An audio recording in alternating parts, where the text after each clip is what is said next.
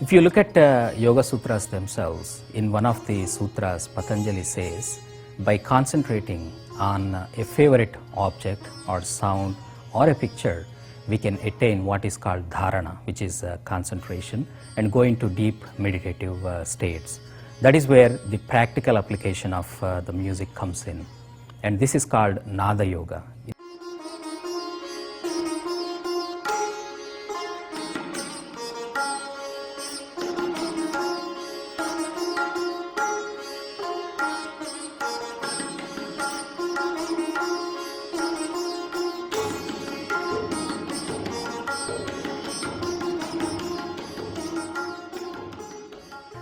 Right from a very young age, I was introduced to the language of Sanskrit. Actually, I speak many languages. I speak around 8 languages, and Sanskrit is definitely one of my favorite languages. And later on, it happened that I entered into the field of music through sitar. And because I'm studying Sanskrit, yoga philosophy comes kind of naturally to you. You study a lot of texts related to yoga philosophy, such as Bhagavad Gita, Yoga Sutras, etc., as part of learning the language of Sanskrit. So that kind of got added very naturally there. And being a musician as well as a yoga philosopher and Sanskrit teacher, Kirtan was another natural thing to add to the portfolio of all the services. In the minds of a lot of people, yoga means yoga postures. So the first time when they hear the word or they say the word yoga, what they have in mind is yoga postures and the good health that results from yoga. As a yoga philosopher, what I do is I introduce them to the philosophy underlying this whole postures and the health and concentration, etc. Just like we have a respiratory system, we have a cardiovascular system, etc., we also have a subtle energy system in our body that is called Nadi system. And Nada Yoga explores the relationship between Nada, which is music, and this subtle nervous system or the energy system, and helps us progress along the path of yoga. Nada, or sound and vibration, affects us at several levels. I will talk about a few of them. First of all, if we take the three gunas, which is sattva, rajas and tamas, the musical notes that we have, which are called swara in Sanskrit, they have a specific correspondence. Each one of the swaras that we have, each one of the musical notes that we have, they have a specific tendency, they have a specific link to one of these three gunas, which is sattva, rajas and tamas. So an evolved musician who is aware of this relationship between the swaras, the musical notes, as well as the three gunas, by his music can impact and influence and balance the sattva, rajas and tamas in the listeners. So that is one way Nada affects us and influences us. Another way is this whole creation is said to be made up of 5 basic elements, which are called earth, water, etc. Now, between the swaras, that is the musical notes, and these 5 elements, which are called panchabhutas in Sanskrit, there is again a correspondence. Each one of the musical notes that we have has a preponderance of one of these elements. Once again, a musician who is aware of this and is evolved enough to be able to identify these influences can use the music to balance these 5 elements in the minds of the leader, in the minds of the listeners.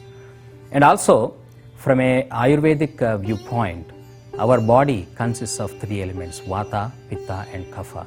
Again, there is a correspondence between the musical notes, the swaras, as well as these vata, pitta and kapha doshas. So music can be used that way also for physical healing purposes. And another way music can impact the listeners is there is a particular correspondence between the musical notes that we have and the 7 chakras in the body. So each one of the musical notes is associated with one or more of these 7 chakras that are inside our body. Once again, a highly evolved musician knows the correspondence between these, and by focusing upon and playing with different kind of settings and particular kind of combinations, they can affect and cleanse the chakras and try to balance the chakras and remove the mental blockages and emotional blockages, etc. Both the artist who is performing the Nada Yoga, who is delivering the Nada Yoga, as well as the listener who is listening to that particular piece of music have to be in that state of same frequency so that the Nada can do its miracles, its wonders in the minds of the listeners. I want to explain a little bit here about the Nada Yogi, or the one who is practicing the Nada Yoga. In Sanskrit, as I mentioned earlier, the swaras, the musical notes are called swaras. Now, this word swara in Sanskrit has two definitions. One definition is Swayam Rajate iti swaraha, means that which shines on its own is a swara. In other words, the musical notes themselves have a power. They have a power to heal, they have a power to affect us positively, they have a power to influence us positively, they have a power to carry us into a meditative state. The other definition of this word swara is Swasyaraha iti swaraha. This is where the effectiveness of the Nada Yogi or the musician comes in. Swasyaraha iti swaraha means one's own life force is also a swara. In other words, the musical tone has its power, and the musician, by way of his own practice, his own yogic way of looking at the music, has to breathe life into the music that he is playing. When both of them come together, then the music, then the nada becomes very powerful. Then it carries the full power to heal, full power to carry us to different meditative heights.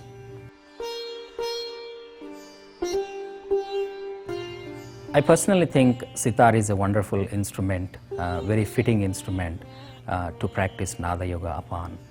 Because if we look at the structure of the sitar is made out of or modeled after a very ancient Indian musical instrument called veena. Sitar has 20 frets, and structurally speaking, there should be actually 24 frets, one missing here, one missing, etc., etc. So there is in total 24 frets on the sitar. The sitar represents, especially this part of the sitar, represents the human backbone, the vertical column that we have.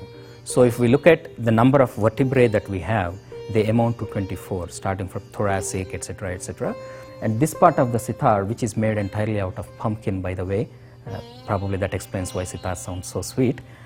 This represents the Kundalini energy. So this represents the base chakra, and the sound that is created by the sitar is representative of the Kundalini energy, that is Nada Shakti, traveling through all these chakras, through the Sushumna Nadi, what we call in yoga philosophy terms, and reaching the Sahasrara, which is this part of the sitar.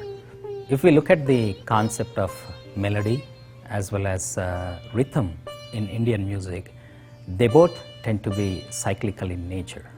In other words, the rhythm is not linear. It's not going beat 1, beat 2, beat 3, ad infinitum like that. The rhythm we have in Indian classical music has certain specific beats. They are cycles of certain specific beats. So if you have, for example, a rhythmic cycle of 7 beats, it runs as beat 1, 2, 3, 4, 5, 6, 7, and then comes back to 1. Right? It is not going ad infinitum. So it's important for both the provider of melody, that is the main musician, as well as the provider of rhythm to keep track of the number of beats and ensure that they are both on the same beat. If we look at the way the music is presented also, the music is also cyclical.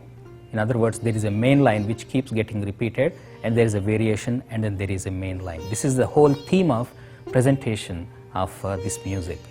Now, if you look at the reason behind this, the reason is music has to emulate the nature. If we look at the nature, for example, take seasons. We always have spring, then summer, then fall, then winter, then summer again, then spring again. It's not like seasons change randomly. There is always a circular nature in the seasons. Day, night, they follow a cycle.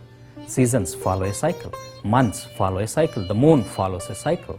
So the same thing is adopted into music also.